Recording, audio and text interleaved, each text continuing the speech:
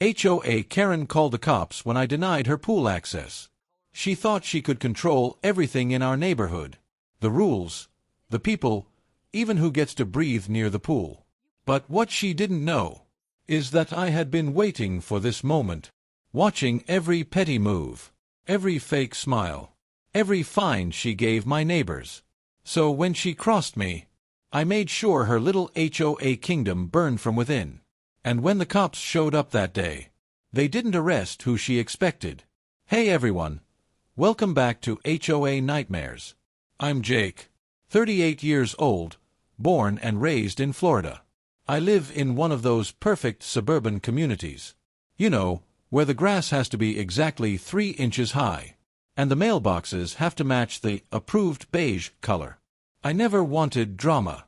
But when the HOA president, Karen, decided she owned the pool, she made one mistake. She messed with the wrong neighbor. So grab your drink, sit back, and if you hate HOAs as much as I do, hit that subscribe button.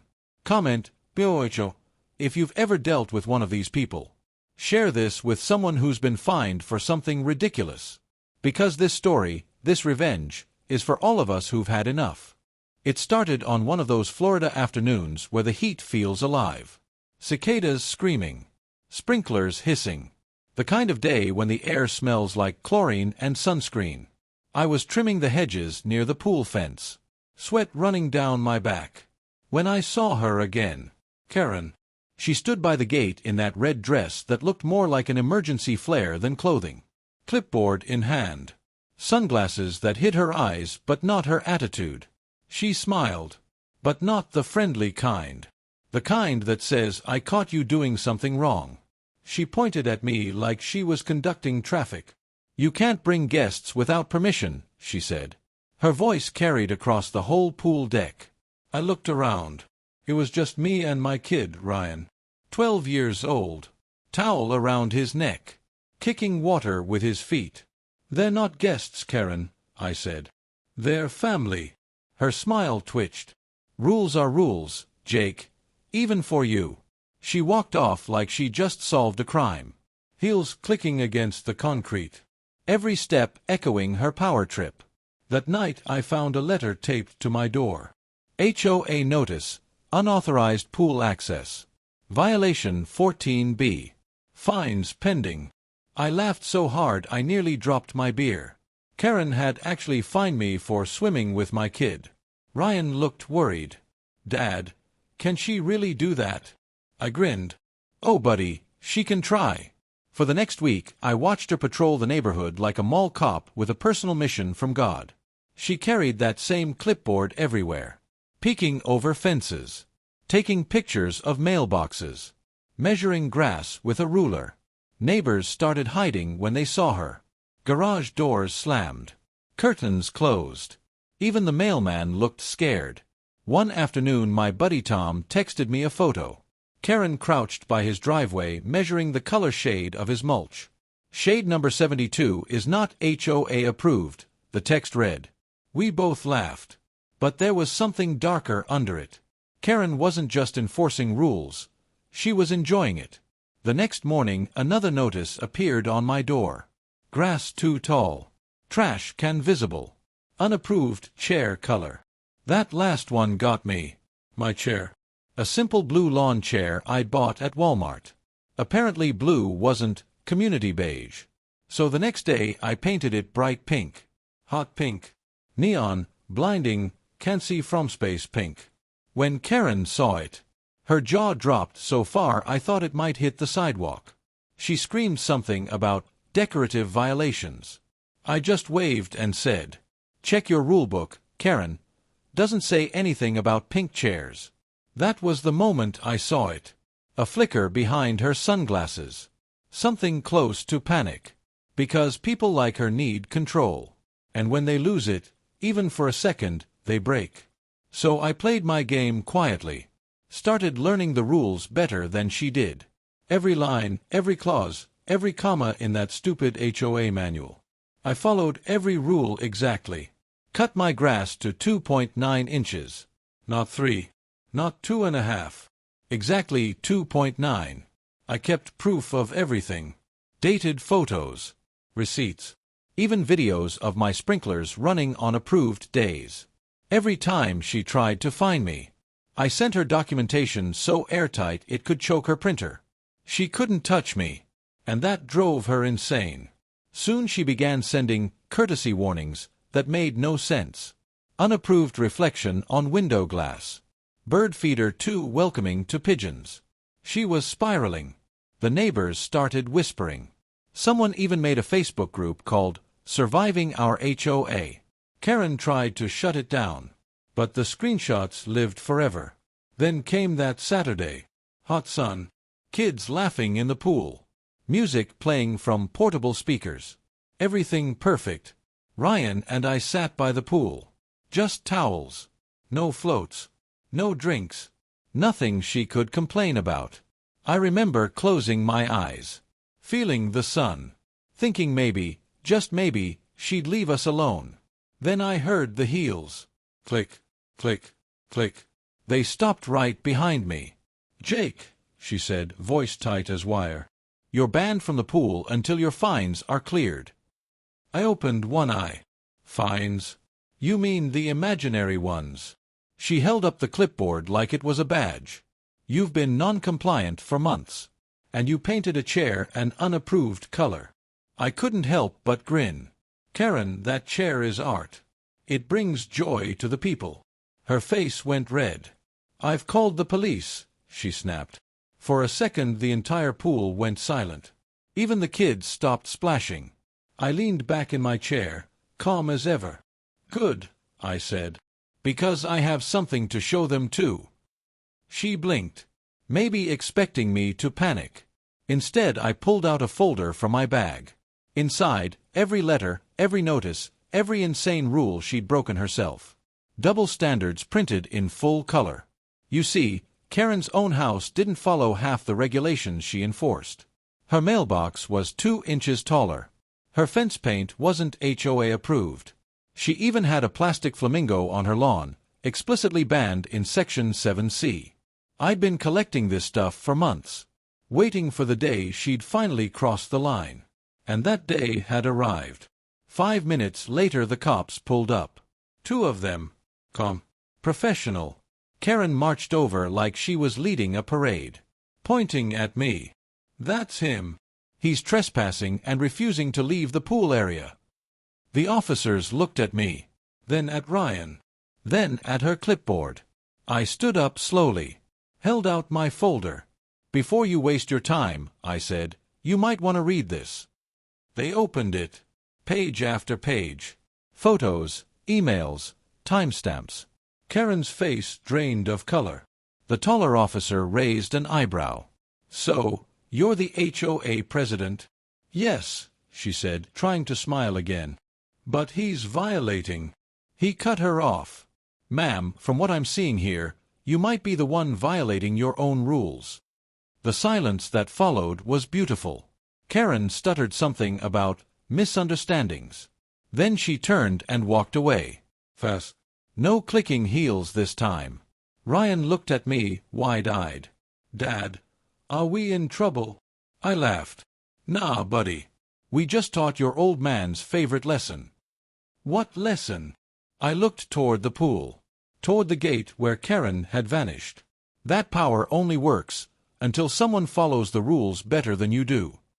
That night, half the neighborhood texted me. Word had spread. Karen had been humiliated. For the first time in years, people weren't afraid of her. Someone even dropped off cupcakes with a note that said, "For the man who beat the HOA." But I knew it wasn't over. People like Karen don't just disappear. They regroup. They plot. And something in her eyes that day told me she wasn't done with me yet. Ending question, audience engagement. If your HOA president called the cops on you for relaxing at your own pool, what would you do next? Would you fight back quietly or go full revenge mode? Tell me in the comments. I'm reading every single one. The next morning felt too quiet, like the air itself was waiting for something to explode. No letters taped to my door. No angry emails. No Karen. Just stillness. And that was the scary part. Because when someone like her goes silent, it usually means they're planning something louder. By noon I saw her again, walking up my driveway. This time without the clipboard. Just a phone in her hand. Recording. "Morning, Karen," I said. "Back for another violation?" She didn't answer. Just zoomed her camera in on my mailbox. I laughed. "You know that's regulation height now, right?" She smiled. "Enjoy it while you can, Jake." Then walked off. That smile chilled me more than any fine ever could. That afternoon the HOA sent an email blast. Subject line, "Emergency meeting, community pool safety." Translation, "Let's publicly shame Jake." I showed up anyway. Because I knew her game. And I wasn't about to play defense. The clubhouse was packed. Folding chairs scraping against the floor. Neighbors whispering. Half curious, half afraid. Karen sat up front like a queen on her throne. Red blazer. Fresh manicure. That smug look glued to her face. She tapped the microphone. "Thank you for coming. We're here to discuss an incident involving pool misuse and resident safety." Everyone turned to me. Some glaring. Some smirking. I could almost hear the popcorn popping. She started her speech. "Last week, certain residents ignored direct orders from the HOA." I raised my hand. "Actually, Karen, there were no direct orders. You fined me without process." She blinked. Ignored me. Kept going. "And due to those actions, the police were forced to intervene." The crowd gasped. She made it sound like a crime scene. Like I'd robbed the pool instead of sitting beside it. I stood up slowly. Hands in pockets. Collected. "Karen," I said, "would you like to tell everyone why the police left without taking action?" Murmurs spread. People leaned in. She froze. The officers misunderstood." I stepped forward. "Or maybe they saw your violations, Karen. Your mailbox height. Your illegal flamingo collection." Someone in the back snorted. Laughter rippled through the room. Karen slammed her gavel. "This meeting is out of order." But it was too late. The neighborhood was seeing her cracks. Her control slipping. When the meeting ended, she cornered me in the hallway. "Do you think this is funny?" she hissed. "Kind of," I said. "You turned a pool pass into a police report. That's comedy." Her jaw tightened. "You think you can embarrass me and get away with it?" I leaned closer. "I don't think, Karen. I know." She stepped back. Eyes burning. "I'll find a way," she whispered. And that's when I realized. This wasn't about the pool anymore. It was about pride. About power. About the one thing she couldn't control, me. The next week was pure psychological warfare. I'd wake up to HOA notices that didn't even make sense. Unapproved hose color. Lawn gnome facing incorrect direction. She was inventing rules now. I ignored them. But one morning, Ryan came running in. "Dad, Karen's talking to the cops again." I ran outside. 2 squad cars at her driveway. Her waving arms. Tears in her eyes. Putting on the performance of her life. The officer walked over. "Sir, she claims you've been harassing her." I smiled. "Harassing? You mean mowing my lawn?" He sighed. "She says you've been taking pictures of her property." I pulled out my phone. Showed him the HOA's own website, where Karen herself had posted everyone's house photos for compliance examples. The officer's lips twitched. "That's ironic." He told me to stay calm. Drove off, leaving Karen fuming in her yard. I waved. "Smile for your next compliance photo, Karen." That night I sat in my backyard, looking at the pool lights reflecting on the water, thinking how ridiculous all this had become. It wasn't just about rules anymore. It was about justice. About showing her that people aren't property. I opened my laptop. Typed a long email. Subject line, "Formal request for HOA audit and leadership review." Attached every document. Every receipt. every rule she'd broken. Then I sent copies to the HOA board, to the city council, and to every neighbor on the community email list. The next morning my phone exploded. Dozens of replies. Screenshots spreading. Everyone finally saw the truth. Karen's favoritism. Her personal fines. Her misuse of HOA funds. It was all right there. And once the light hits darkness, it burns. That evening she showed up again. Alone. No clipboard. No phone. Just rage. "You think you can ruin me," she said. I stood at my gate. "Come. Karen, you did that yourself." She took a step closer. "You'll regret this, Jake." "Maybe," I said. "But not today." She turned and walked off into the dusk. Her heels clicking slower this time. Like defeat itself had weight. For the first time in months, the neighborhood felt light. Kids played outside again. People waved to each other. Even the mailman smiled. But I knew it wasn't over.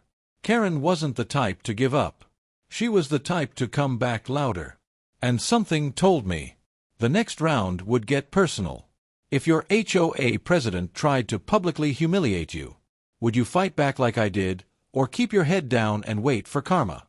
Drop your answer below, and tell me how you'd handle your own Karen.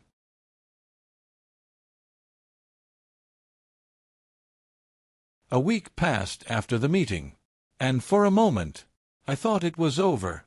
No emails, no notes on the door, no Karen, just quiet mornings, sprinklers ticking, Ryan riding his bike again, neighbors waving without fear. It felt good, too good, because quiet in an HOA neighborhood isn't peace, it's preparation. Monday morning, I heard the knock. 3 slow taps, like someone marking territory. I opened the door, and there it was. A brand new letter, but not the usual printed notice. This one was handwritten. Neat cursive, perfume on the paper. "Enjoy your little victory, Jake. Let's see how long it lasts." No signature, but I didn't need one. I could smell the red lipstick in the ink. Karen was back. The retaliation started small. Petty things. My trash pickup suddenly skipped 3 times in a row. The lawn service forgot my side yard. My mailbox got tagged with an orange sticker that said review. And every morning, Karen would jog past my house. Same time, same route, pretending not to look at me, but always slowing down just enough to check for new violations. It was like living inside a reality show no one asked to film. Then came the letter from the HOA board. "Due to multiple resident complaints, your property is under compliance review." Complaints? I laughed out loud. Tom from next door walked over. "Hey, man, did you see the email Karen sent?" He showed me his phone. She'd sent the entire neighborhood a message saying I was creating hostility and unsafe conditions. Unsafe conditions? What? My grass is too sharp. I could feel the anger boiling. But I knew better than to explode. Because people like her feed on reaction. I needed to stay calm. And smarter. That night I opened a new document on my laptop. Title, Operation Mirror. If she wanted war, she'd get it. But I'd fight it her way, through paperwork. I started researching HOA laws. City codes, board ethics, everything. Turns out, our HOA wasn't following half the transparency rules it was supposed to. No public accounting. No meeting minutes posted. No financial disclosures. Karen had turned the HOA into her own little kingdom. And now that kingdom had cracks. 2 days later I mailed a certified request. Formal demand for financial transparency under Florida HOA Statute 720. It sounded official because it was. And once it hit the board's inbox, everything changed. They couldn't ignore it. By law, they had to respond within 10 business days. That's when Karen lost her mind. She started showing up at my work. Not saying anything. Just parking across the street in her silver SUV. Watching. My coworkers joked about my crazy ex-neighbor. I laughed too, but inside, I could feel the tension climbing. Then my wife got a letter. Hand-delivered. Your husband is causing unnecessary stress for the HOA. Maybe he should move. That was the line. I wasn't going anywhere. She wanted control. She'd get exposure. I called a friend of mine, Dave, local reporter for the community paper. Told him everything. He laughed. You're serious? Over pool access? Dead serious, I said. She's running this place like a dictatorship. He loved it. Said he'd write a feature. When the HOA goes too far. I didn't know then that the story would blow up. But part of me hoped it would. Because the only thing people like Karen hate more than losing control is losing the narrative. A few nights later, around 11 p.m., I heard a noise outside. Footsteps near my trash cans. I peeked through the blinds. There she was, Karen, in her red jogging suit, flashlight in one hand, camera in the other, taking pictures of my garbage. I opened the door quietly. Lose something, Karen? She jumped, nearly dropped her phone. This is a compliance check, she snapped. At midnight? Asked. Pretty sure the rulebook says daylight hours only. She froze. I had her again. I lifted my phone. Snapped a photo. Her face, priceless. She stormed off without a word. The next morning I printed the picture. Taped it right next to my mailbox. Captioned it, Night Patrol 2025. Neighbors loved it. By afternoon, it was all over the community Facebook page. Karen tried to claim harassment, but the comments roasted her. Didn't know we paid HOA dues for midnight photography. Is she Batman now? It was glorious. By Friday, the board finally responded to my audit request. They scheduled an emergency review meeting. And this time, Karen wasn't smiling. I could tell from her driveway. The blinds were shut. The flamingo was gone. Like she was cleaning up the crime scene before the cops arrived. But it was too late. I had documents, emails, photos, and half the neighborhood behind me now. That evening Tom knocked on my door. Hey man, rumor is Karen's trying to get you kicked out. Kicked out? I laughed. For following the law? He shrugged. She's desperate. You broke her crown. I looked out toward her house. Porch lights flickering. Shadows moving behind the curtains. And I said quietly, she wanted to play queen. Now she can watch her castle burn. The next morning, I checked my inbox. Hundreds of new notifications. Comments on the newspaper article Dave published. People from other neighborhoods, other states, sharing their own HOA horror stories. Karen had accidentally turned me into a local legend. They called me the guy who beat the HOA. And honestly, I liked the sound of that. But even as I smiled, I knew she wouldn't stop here. She was cornered. And cornered people are dangerous. The real showdown was coming. And I had no idea how messy it would get. Audience engagement question. If your neighbor kept harassing you through fake HOA complaints, would you fight back legally like I did? Or prank them until they cracked? Comment below. I want to see how savage you'd get with your own Karen.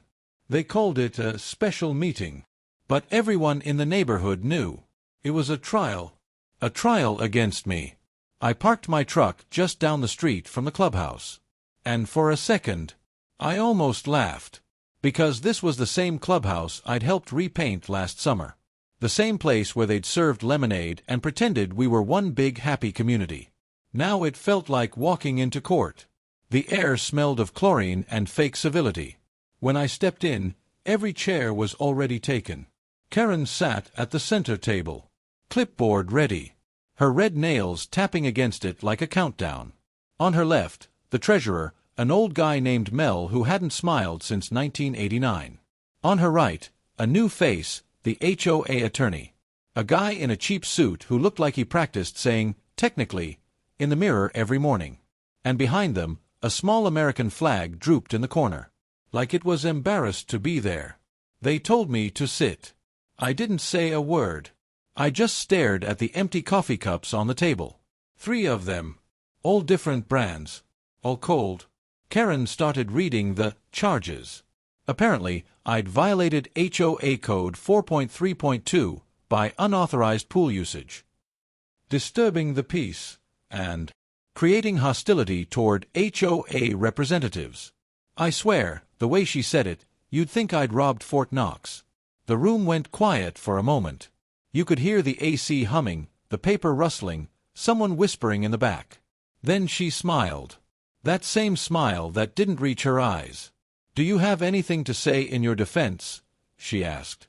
I leaned forward slowly. "Yeah," I said. "I do."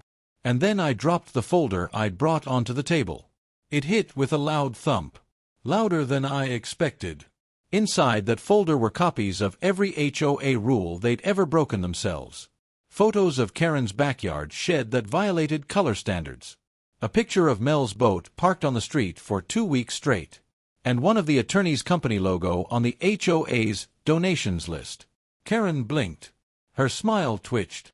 "What is this?" "Evidence," I said, "of selective enforcement." The word selective hung in the air. It had weight. Even the lawyer adjusted his tie. I explained that I'd recorded every HOA meeting for the past year. They were public, after all. And those recordings showed Karen approving her own pool guests multiple times. Non-members. Friends. Family. I paused. Let it sink in. Then I played a short audio clip from my phone. Karen's voice, clear as day. "Oh, don't worry about the rules. That's for other residents." The room froze. Mel coughed. The lawyer leaned forward. Karen's face turned pale under the fluorescent lights. Someone from the back whispered, "Oh my God." That's when I knew I had her. But I wasn't done. Because there was one more file in that folder. A printed email chain between Karen and the security company. It showed she'd personally ordered them to target certain residents for extra enforcement. Guess who was on that list? Me. And the old widow down the street. And a single mom who once forgot to mow her lawn for 2 weeks. I didn't raise my voice. Didn't need to. I just said, "I think the cops you called that day might like to see this too." You could feel the shift in the room. The power slipping. Mel cleared his throat again. Let's take a short recess," he said. Karen stood up, her chair scraping against the floor. But before she could leave, I added, "Oh, and one more thing." Everyone turned. I pulled out my phone and hit play again. Another recording. From the day she called the cops on me. Karen, yelling by the pool. "This man thinks he owns the place." And my calm voice replying, "Just following the rules, Karen." The irony wasn't lost on anyone. She froze. Everyone could see it. That mask of authority cracking in real time. I leaned back and smiled. Not smugly. Just tired. Because after months of harassment, letters, and fake smiles, this was justice. The attorney mumbled something about needing to review this evidence. But we all knew what that meant. They wanted an exit. Karen grabbed her clipboard and stormed out. The red of her dress flashing under the fluorescent light like a warning sign. When she was gone, the tension eased. Neighbors started whispering, exchanging looks. Even Mel avoided eye contact. One woman in the back whispered, "About time someone stood up to her." I walked out slowly. Didn't say another word. But inside, I was shaking, from adrenaline, from relief, maybe both. Outside, the sun hit my face. And for the first time in months, I felt like I could breathe. That night, I sat on my porch with a cold beer. Watched the sprinklers dance across the lawns. The same perfect lawns the HOA claimed made our neighborhood beautiful. It was peaceful. Almost too peaceful. And I knew Karen wasn't done yet. Because people like her never admit defeat. They just reload. And I was ready. I want to know from you guys. If someone like Karen ran your neighborhood, what would you do? Would you fight back, or move out? Tell me in the comments. I'm curious who's braver. For about a week, everything was quiet. Too quiet. No notes on my door. No fines in the mailbox. No glares from Karen when I drove by. Just birds, sprinklers, the sound of kids riding bikes down the street. It felt almost peaceful, like the storm had passed. But peace never lasts long in an HOA neighborhood. Not when the president's pride is bruised. On Friday morning, I stepped outside to grab the paper. And there she was, standing on the sidewalk across the street. Karen, dressed head to toe in pastel pink, phone in one hand, clipboard in the other. She didn't wave, didn't smile, just stared at my lawn like she was inspecting evidence at a crime scene. I swear, I could hear the sound of her pen scratching even from where I stood. I raised my coffee cup in a half-wave. She turned around and walked off without a word. And that's when I knew. She was planning something. That afternoon, an email hit my inbox. Subject, urgent, violation notice number 1745. Apparently, my mailbox post color did not conform to HOA standard shade number 21, birch white. Birch white. It was white. Just regular, off-the-shelf white. But nope, not the approved kind. Then came another notice the next day. This time about trash bins visible from the street. They weren't, unless you stood on the sidewalk and leaned over my hedge. Which I bet Karen did. And the day after that, unauthorized structure in front yard. You know what the structure was? A bird feeder. A plain wooden bird feeder my son built for a school project. She was coming at me sideways now. Rule by rule. Clause by clause.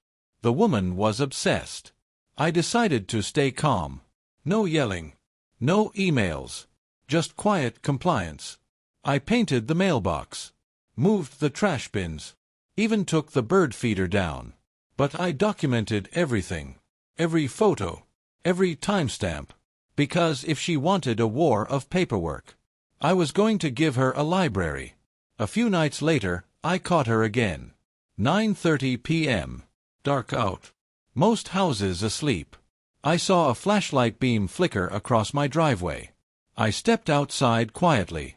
And there she was, crouched by the curb, taking pictures of my car. I said, "You lost something?"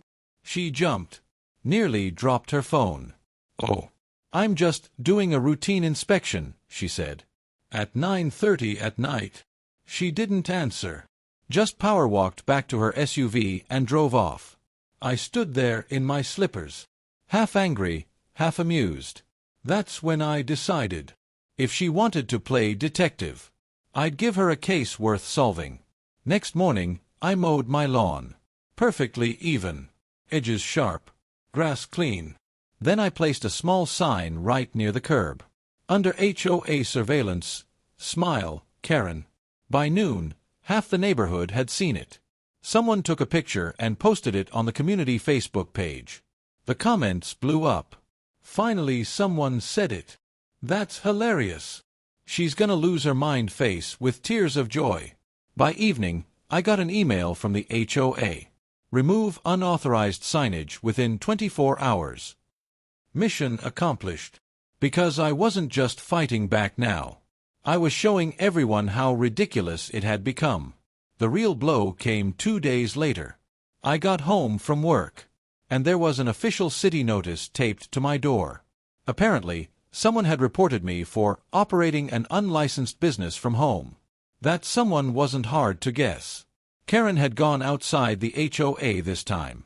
Brought the city into it. The notice said they'd received multiple complaints about deliveries, noise, and construction activity. Which was insane. The only thing being delivered to my house was Amazon packages and pizza. I called the inspector's number. He sounded tired. "Sir, I'm required to check it out," he said. "Any reason your neighbor would make false reports?" I laughed. "Oh, you have no idea," I said. When he came by the next day, he looked around for 5 minutes and said, "This is nonsense. Sorry to bother you." I told him it wasn't his fault. But I could tell even he thought it was absurd. That night, I sat on the porch again. The sky was soft orange, sun going down behind the rooftops. I thought about how far it had gone. How something as small as pool access turned into this suburban Cold War. It wasn't about the rules anymore. It was about control. Karen wanted to win, no matter how petty it got. But I had something she didn't know about yet. Something I'd been working on quietly. Remember that evidence folder from the hearing? Yeah. I'd made copies, digital and printed, and I'd been talking to a few other neighbors. Turns out, I wasn't the only one she'd harassed. One couple had been fined for improper seasonal decorations. Another family for visible children's toys on lawn. People were scared to speak up. But I wasn't. So we started meeting. Quietly. In garages, on back patios. Sharing stories. Screenshots. Emails. We called ourselves the Free Residents of Maplewood. Our goal? Expose her. Legally. Publicly. The HOA board didn't know it yet. But we were about to turn their own rules against them. The next HOA meeting was announced for the following Monday. I didn't plan to just attend this time. I planned to end it. Because Karen had crossed every line. And if she wanted to live by the book, then I'd make sure she choked on it. So here's my question to you guys. If your neighbor kept pushing and pushing, spying, reporting, humiliating, would you stay quiet? Or would you fight fire with fire? Tell me in the comments. How far would you go for your peace? It started with whispers. Small ones. At mailboxes. At driveways. At the park benches near the pool. People were talking again. And for once, they weren't afraid. See, I wasn't the only one who'd had enough of Karen. After that ridiculous business inspection, more neighbors started coming to me, telling me their stories. The Johnsons got fined because their front door wreath didn't match the community color palette. The Parkers got a warning for visible recycling bins on Tuesdays. Even Mrs. Lively, who's 78 and barely walks, got a letter for unapproved landscaping. You know what her landscaping was? A potted sunflower. It was clear. Karen wasn't running an HOA. She was running a dictatorship. And everyone was sick of it. One Saturday morning, I called a few of them over.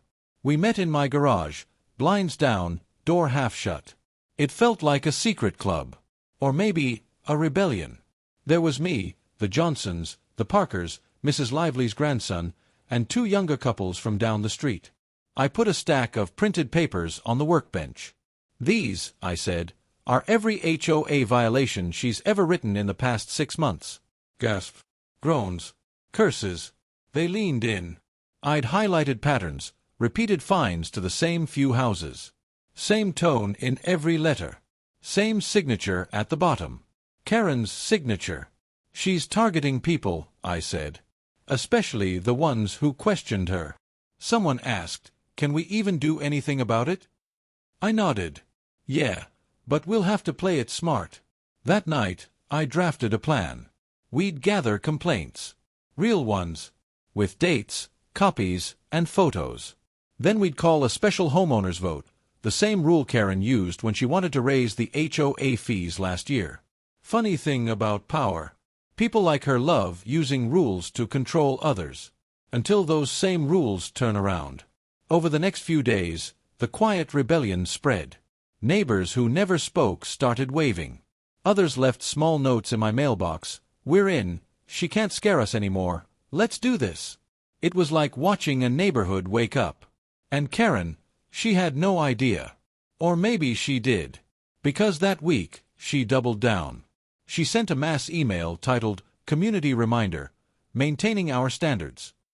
It was basically a veiled threat. A list of common infractions with bold red text. And at the bottom, a line that said, if you see something, report it immediately. A neighborhood watch for lawn crimes. But this time, something strange happened. No one listened. On Thursday evening, I saw Karen pacing her driveway, talking on the phone, waving her hands like she was trying to catch invisible flies. I was trimming my hedge, pretending not to listen. But her voice carried. They're turning against me, Bob.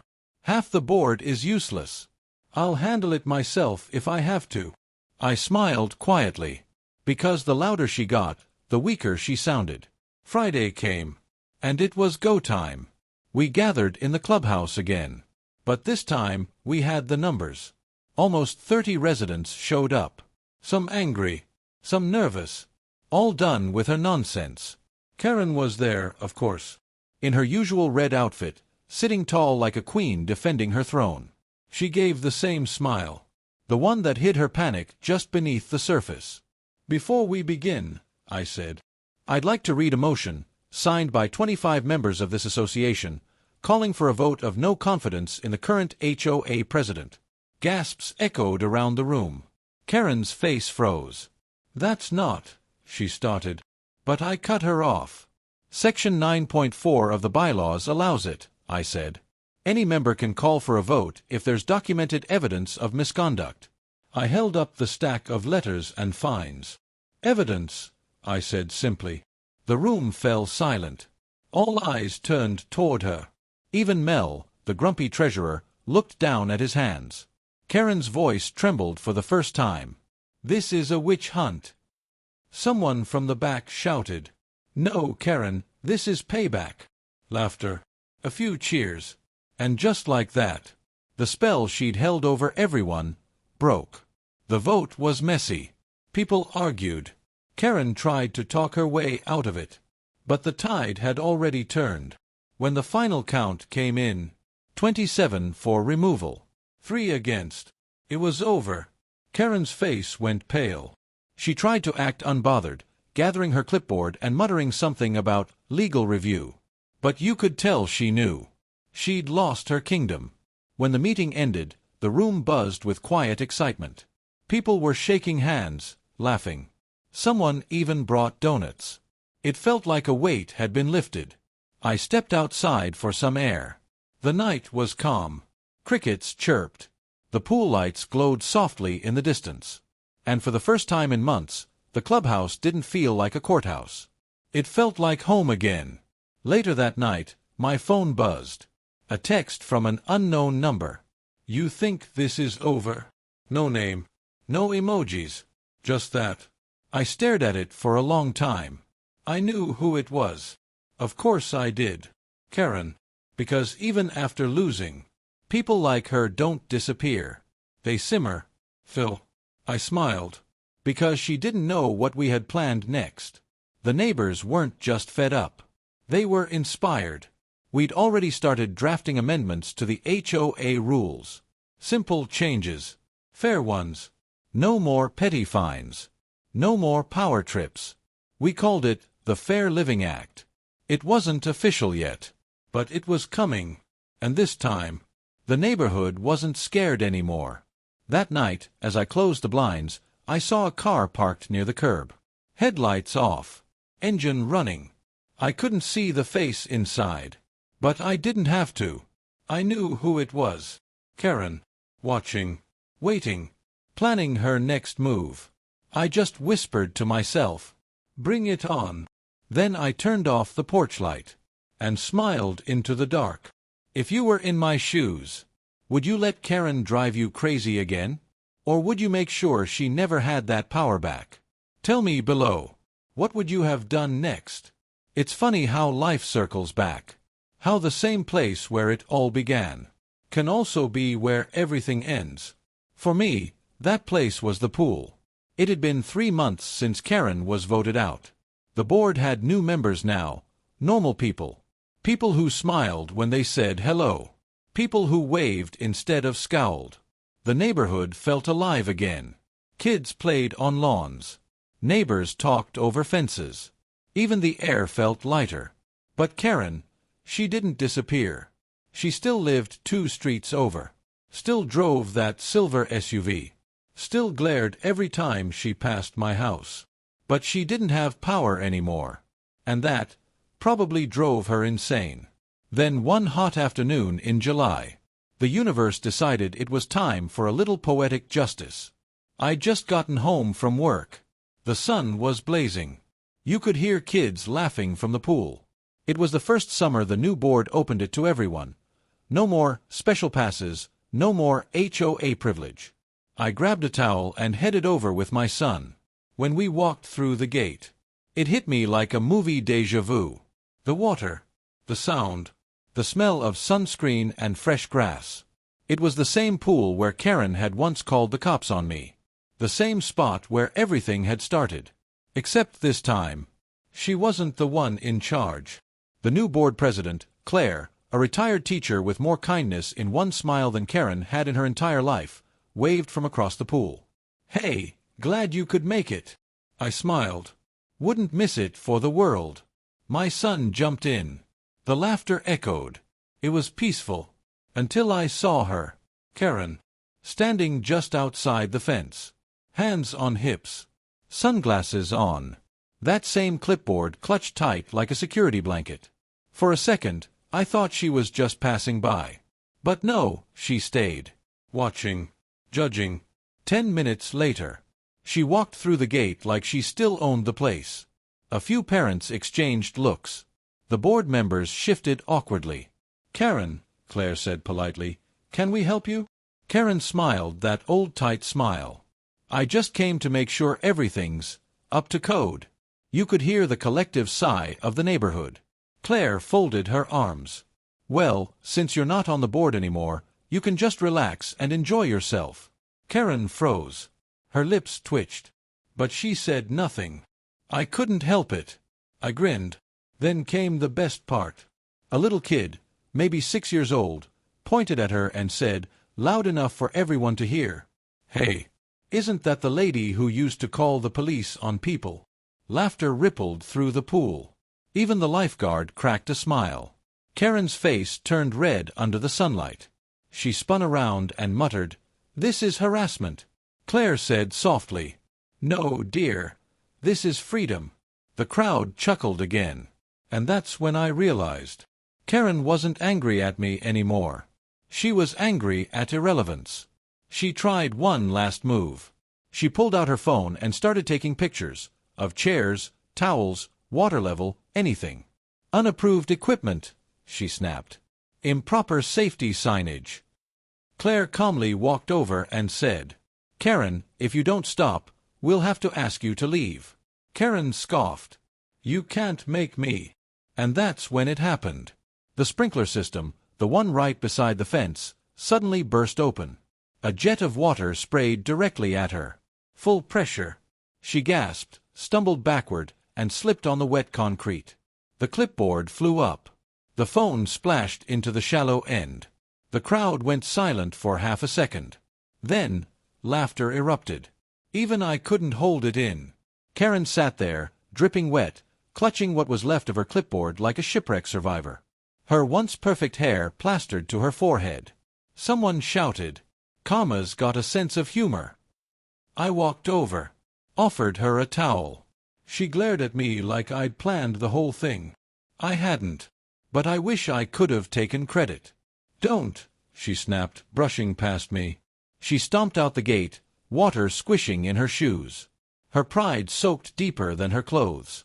The next morning, an email went out from the new HOA board. Subject: Important notice regarding pool conduct. It was short and sweet. All residents are welcome to enjoy the community pool. However, recording or inspecting others for violations is no longer permitted. We are a community, not a courtroom. And at the bottom, a little smiley face emoji. I laughed so hard, I almost spilled my coffee. A few days later, I saw Karen again. She was out walking her tiny dog. Head down. No clipboard. When she passed my house, she gave me a quick glance. No glare. No words. Just a quiet nod. It wasn't forgiveness. But it was something. Maybe she finally realized what the rest of us already knew. That control isn't power. Community is. That evening, I sat on my porch again. Same chair. Same view. Only this time, the neighborhood was calm. No tension. No fear. Just peace. Kids laughing in the distance. The sound of sprinklers. The golden glow of sunset over manicured lawns. I thought about how far we'd come. How one woman's obsession had nearly torn the place apart. but also how it brought us together. It's strange. Karma doesn't always come fast, but when it does, it sure knows where to hit. So tell me, guys, if you saw Karen sitting by that pool again, pretending nothing happened, would you offer her a towel or a ticket for emotional water damage? Let me know in the comments. And if you've ever dealt with your own HOA nightmare, well, maybe it's time karma paid you a visit too.